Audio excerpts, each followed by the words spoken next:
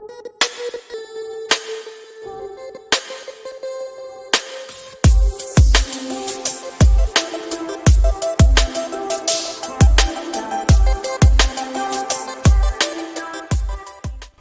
dia ou boa tarde, dependendo do momento que vocês estão vendo essa aula.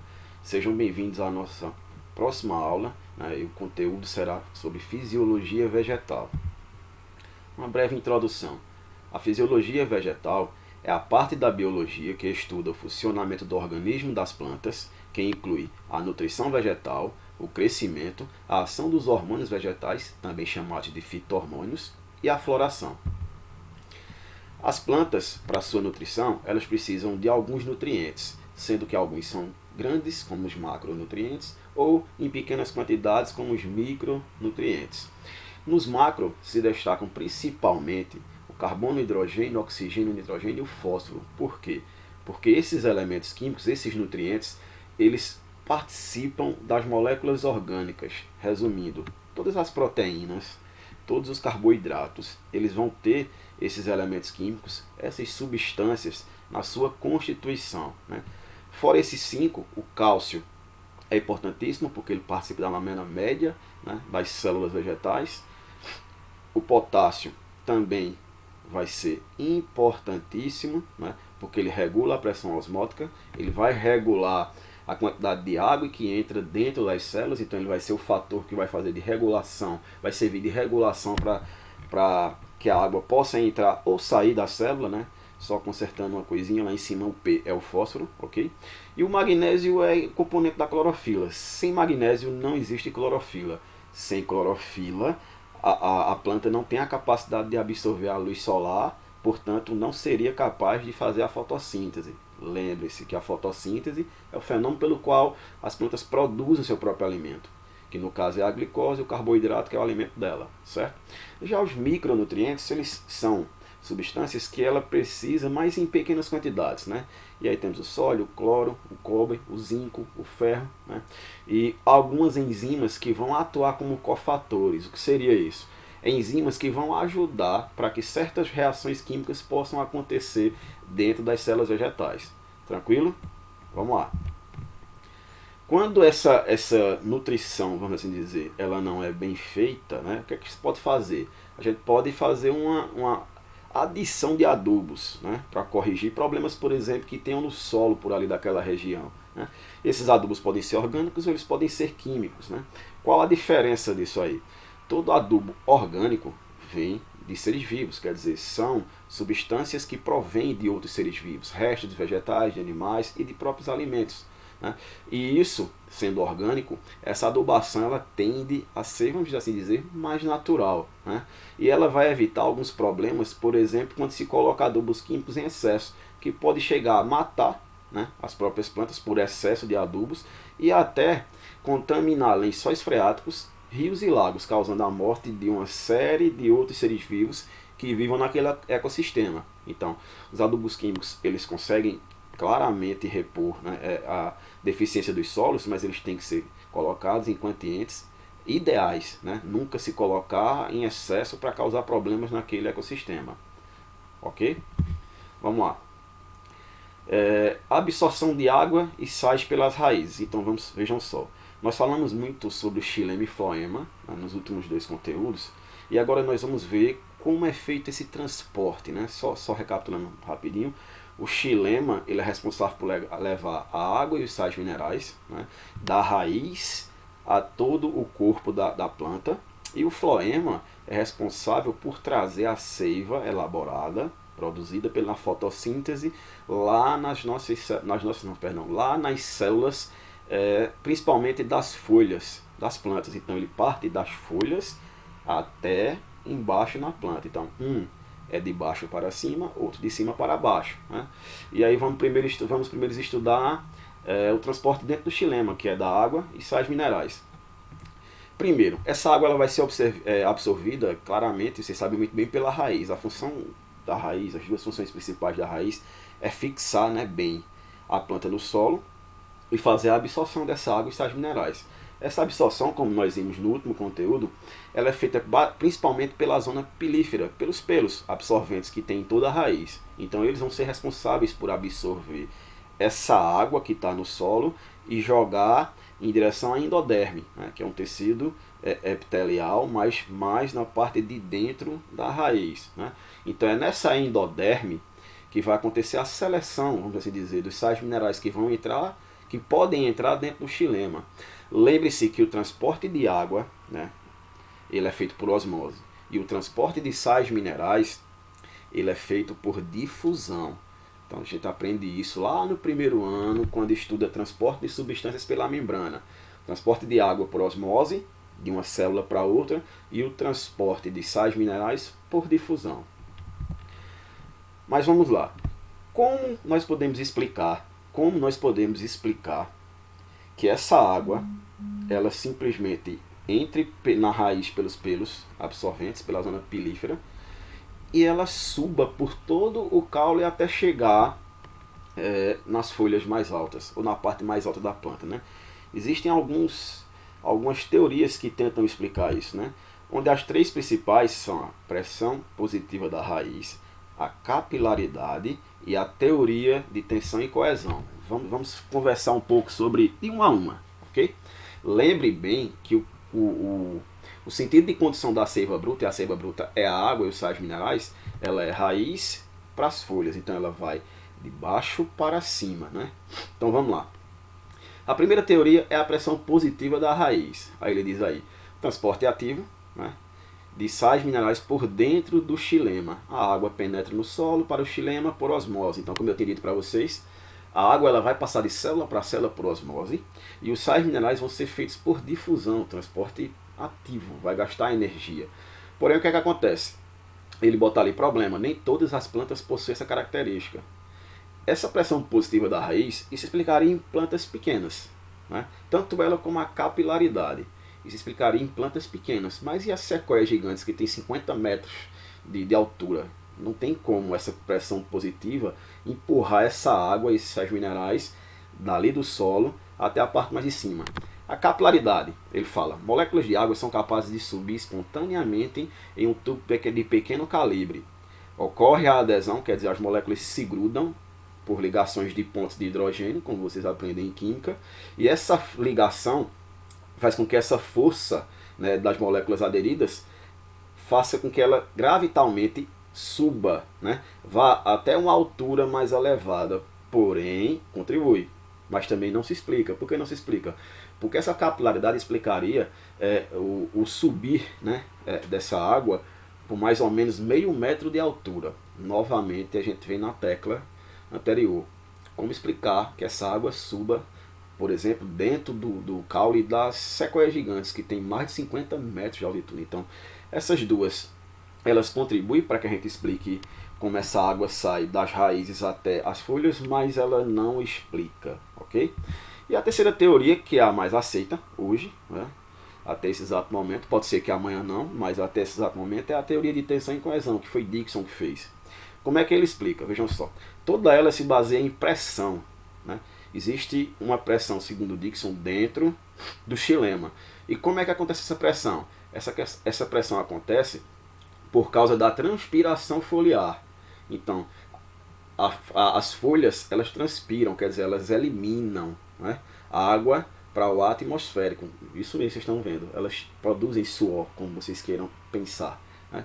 E através dessa transpiração foliar, o que é que acontece? Fica-se um espaço vazio nas folhas e a pressão faz com que a água que venha da raiz seja sugada em direção às folhas, certo? Então é por causa dessa pressão e tensão entre o xilema e também o próprio floema que vai descer empurrando ali a seiva elaborada, né? A glicose produzida, faz com que essa água consiga subir das raízes até as folhas, certo?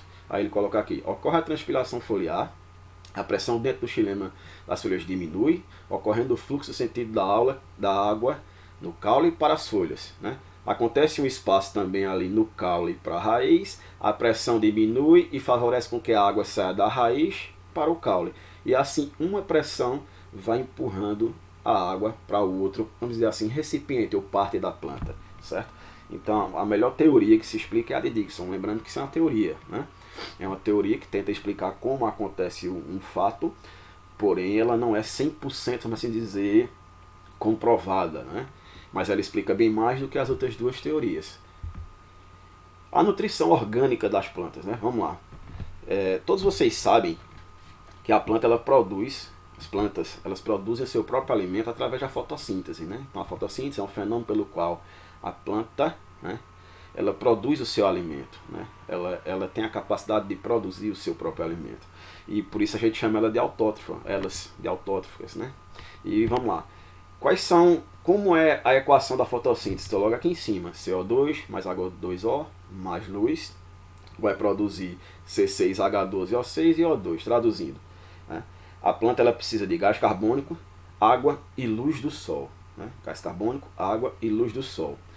Esses três substâncias elas reagem entre si, lembrando que a luz é absorvida por causa da clorofila, né? Elas reagem entre si e a planta produz duas substâncias: a glicose, que é o C6H12O6, que é o alimento dela, e oxigênio, que como a gente já comentou em aula, né, esse oxigênio que a planta produz na fotossíntese, a maioria dele, principalmente as plantas terrestres, obviamente, né, as plantas terrestres maiores, elas produzem oxigênio, mas a maioria desse oxigênio ela utiliza para respirar, porque elas também respiram gás oxigênio, né? Então, duas coisas que a gente percebe aqui: as plantas elas são grandes recicladores do CO2, né? Nós não reciclamos CO2, nós somos grandes produtores de CO2 o tempo todo, porque quando a gente respira oxigênio, é o tempo todo eliminando gás carbônico.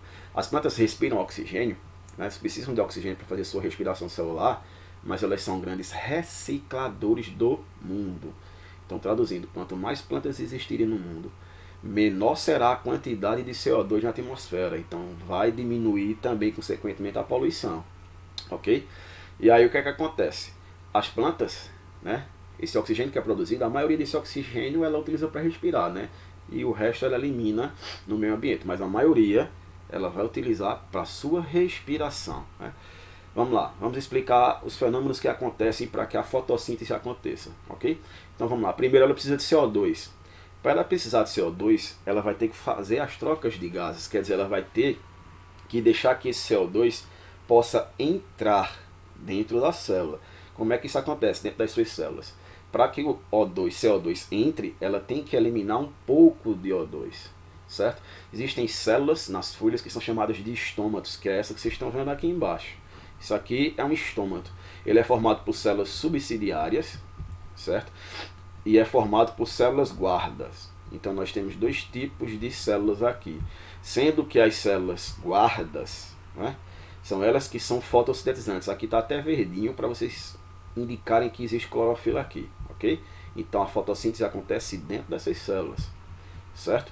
E as células subsidiárias ao redor, as células subsidiárias, elas vão auxiliar na abertura desse espaço aqui, que é chamado de ostíolo, certo? Entre as duas células guardas, para que aconteçam as trocas, que o gás carbônico possa entrar na célula e que o oxigênio vá sair. Então, elas vão fazer esse auxílio, né? Elas vão ajudar nesse auxílio. Além do que, gente, elas são responsáveis também, né, por auxiliar em nutrição dessas células subsidiárias ali, ok? Mas vamos lá. Os estômatos, como eu disse a você, que é essa partezinha central, esse espaço aqui de abrir o estômato ou fechar o estômato, isso vai acontecer dependendo de quanto a célula precise realizar ou fotossíntese, ou até mesmo ela precise eliminar a água, né? Ela transpirar, vamos assim dizer, né? E o que é que acontece? Esse controle é simples, esse controle ele é feito através da osmose, né? E para que aconteça a osmose, vai ter que ter o potássio agindo junto, né? Vai ter que ter o potássio agindo junto. Como é que isso acontece? As células que ficam ao seu redor, né, a água entra nas células guardas, tornando elas mais túrgidas, e quando elas ficam cheias, promove a abertura do ostíolo. Tranquilo? Quando esse estômago não precisa mais estar aberto, né, o que é que acontece? A água sai das células guardas, né? Elas ficam com pouca água. A gente chama isso de plasmolizada. E isso vai fazer com que essa abertura feche. Então, quando é para abrir o estômago, as células guardas enchem de água, a osmose, entra água nelas. Quando é para que elas fechem esses estômatos, né, elas perdem água. Geralmente, isso não é regra, certo? Existem as exceções, mas geralmente esses estômatos ficam abertos durante o dia e fechados durante a noite, na maioria das plantas. Por quê? Porque é durante o dia que ela vai fazer fotossíntese, certo? E essa abertura é justamente para fazer a troca dos gases. Então, geralmente isso vai acontecer durante o dia. Tranquilo? Vamos lá. Fatos que determinam a abertura dos estômagos, luminosidade. Então, quanto mais luz, mais os estômagos estarão abertos por causa de fotossíntese. Vai precisar fazer fotossíntese, né? Concentração de gás carbônico. Se tiver uma grande concentração de gás carbônico, os estômagos se fecham.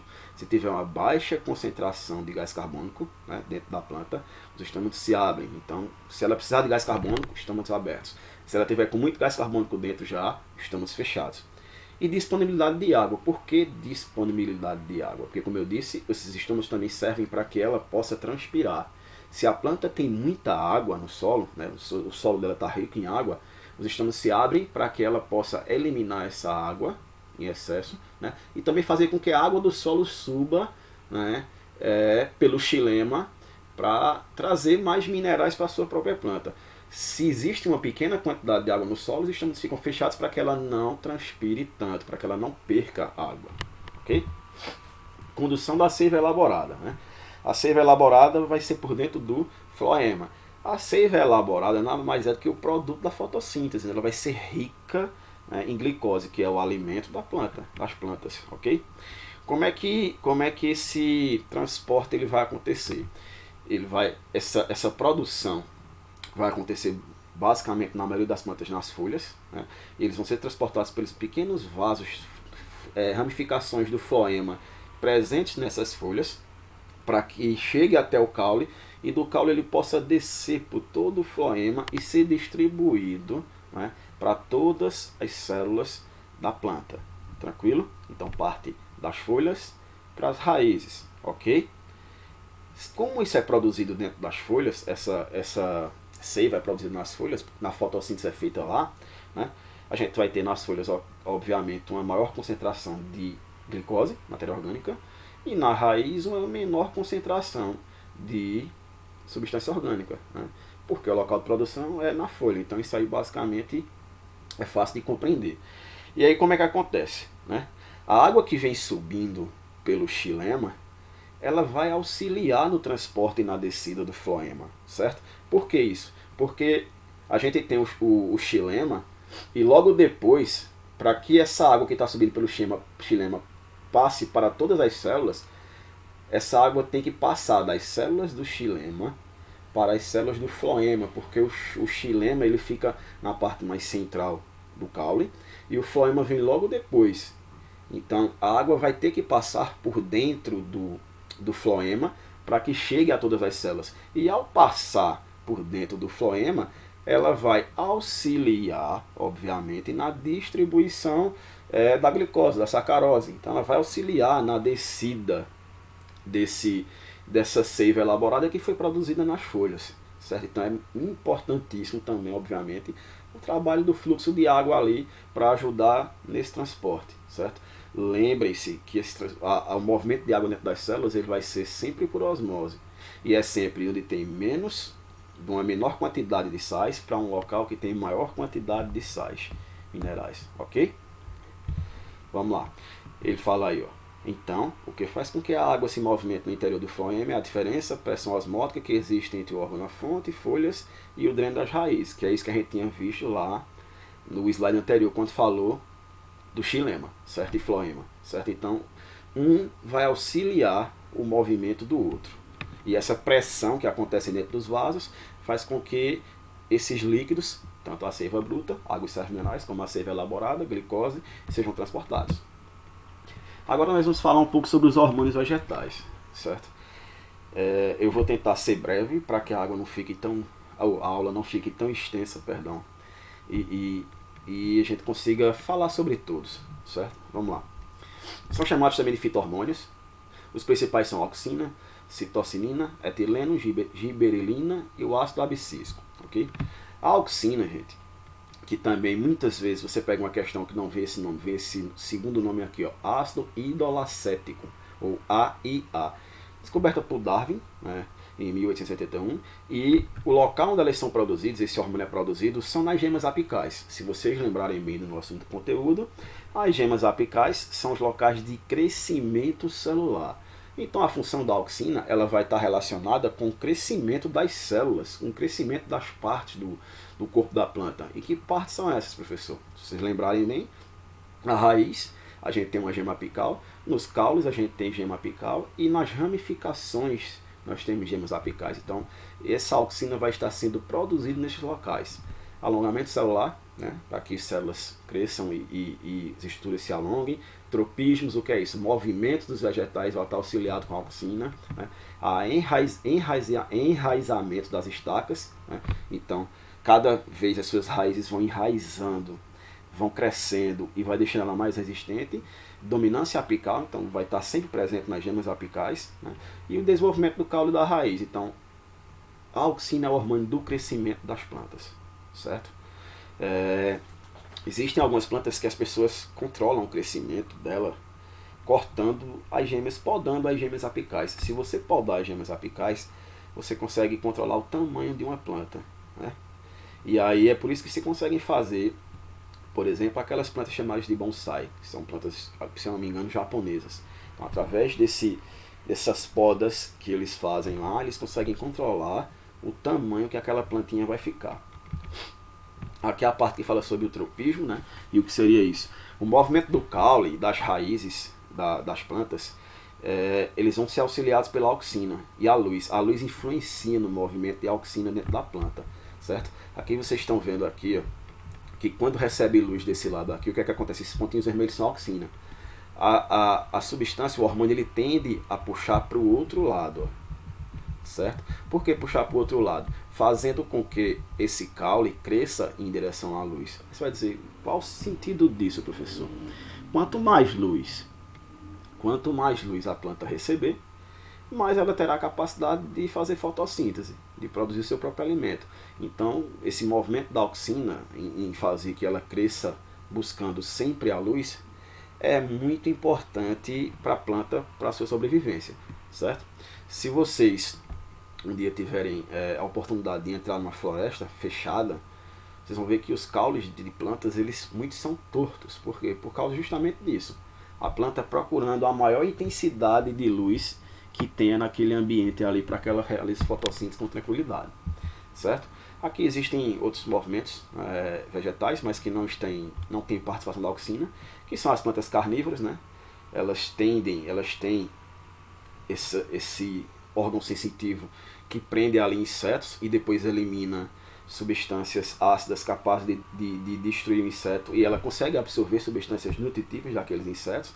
E a gente tem essa plantinha aqui sensitiva, a Mimosa púdica, que inclusive nós temos na nossa escola, lá perto da quadra, lá na ETE. Se vocês, quando voltarmos lá, teremos a oportunidade de dar uma olhada lá. Quando você toca, provavelmente a maioria de vocês já viram, mas quando você toca nas folhinhas dessa planta, ela se fecha todinha. É como se fosse uma proteção que ela está fazendo contra o meio ambiente. Ok? Vamos lá. Citocinina. Também junto com a auxina, as duas trabalham juntos, né? Ela vai estimular a divisão celular, estimular a morfogênese. O que é a morfogênese? É a diferenciação celular. É a transformação de células células tronco, né? Células de meristemas, vamos assim dizer, que ainda não decidiram o que é que vão ser, fazer com que elas se diferenciem, se transformem em células do suba, se transformem em células do xilema, se transformem em células do floema. Então, a citocinina, ela auxilia o crescimento da planta, divisão celular, e ela ajuda que as células se transformem em tecidos especializados. Estimula o alongamento do caule, promove o retardo de envelhecimento da planta, senescência, né? O que seria o envelhecimento da planta? Perder folhas, as folhas caírem, que acontece muito quando está chegando no inverno, então as plantas tendem a eliminar folhas, né? Perder muitas folhas. E isso também o que é que acontece? Essa eliminação de citocinina, ela quebra a dominância apical, quer dizer, faz com que a planta pare de crescer em altura e a raiz e que ela começa a crescer de forma lateral, promovendo as gemas laterais em vez das gemas apicais que ficam nas extremidades da planta. Então os dois hormônios, auxina e citocinina, eles trabalham juntos na divisão celular, na multiplicação celular e no crescimento da planta. Tranquilo? O etileno. O etileno é um gás, né, representado ali, como vocês estão vendo, por C2H4, fórmula química dele. Quais são as funções principais dele? Promover a germinação em plantas jovens, amadurecimento dos frutos, a senescência, quer dizer, as flores e folhas tendem a cair um pouco, e estimula também a floração, certo? Mas a principal característica que a gente deve colocar na nossa cabecinha é que ele é responsável por amadurecimento dos frutos, certo? Então, o etileno é o hormônio do amadurecimento dos frutos. A giberelina, né, ela vai promover o crescimento dos frutos. Então, é ela quem faz com que os frutos cresçam, né, que eles apareçam, principalmente os frutos patenorcápicos, né, que a gente tem aí como aí a banana. Então, a giberelina é responsável para que as sementes se transformem em frutos. Isso acontece muito na primavera. Tranquilo? E o ácido abscísico, ele vai agir na planta no inverno. Ele vai proteger a planta para que ela passe por aquela época, né? Principalmente em locais que sejam muito frios. E aí o que é que acontece? Dormência das gemas e sementes, quer dizer, o crescimento para, as sementes não se desenvolvem, certo? Os estômatos ficam fechados, por quê? Porque a quantidade de água no solo vai ser muito pequena, né? E aí vai ter envelhecimento tanto de folhas, frutos e flores. Por quê? Porque essas estruturas vão gastar energia da célula, então ela vai se proteger, vai resguardar a energia, vai guardar o alimento que foi produzido e há pouca água no solo para que ela passe por toda essa estação de inverno. Tranquilo? Então, pessoal, esse é o nosso conteúdo. Eu espero que vocês tenham gostado de mais essa aula.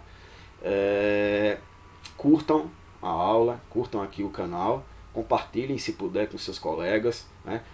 Se inscrevam no canal, cliquem no sininho e se cuidem. Espero que logo logo estejamos juntos. Qualquer dúvida me procurem aí nos comentários, podem perguntar nos comentários aqui ou me procurem pelo WhatsApp. Abração a todos e tchau!